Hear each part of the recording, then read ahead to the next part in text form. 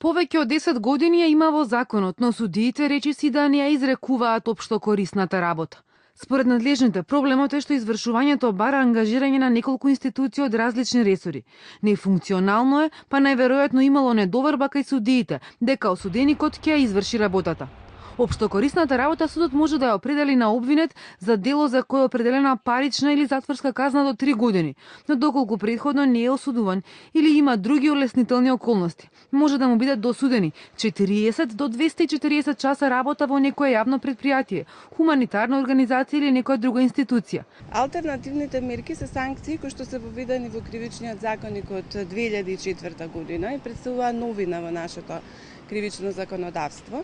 Меѓутоа, истите не заживеа во пракса, меѓу кои општокорисната работа.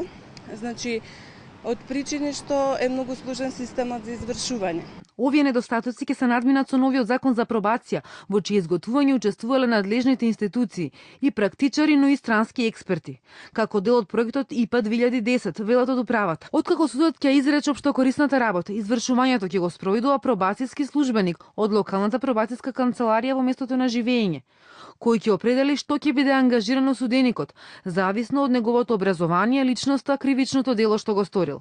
Наместо да оди во затвор, ќе придонесе за заедницата, а со тоа ќе се намали и пренатрупаноста на казнените установи, велат од управата за извршување санкции. Например, доколку еве еден доктор стоматолог стори кривично дело од областа на сообраќајот, наместо да му биде изречена краткотрајна казна затвор, може судот, доколку оцени дека е соодветно, да му изрече општокорисна работа. Од аспект на видот на општокорисната работа, например, може да му се изрече да ги прегледа забите на децата кои што учат во основните и средните училишта или да им ги поправи запчињата на децата, со тоа што и тој ќе се одолжи кон заедницата, затоа што оваа работа е без надомест, а од друга страна ќе има корист од него заедницата, што мислам дека е многу подобро отколку да се осуди на кратка казна затвор.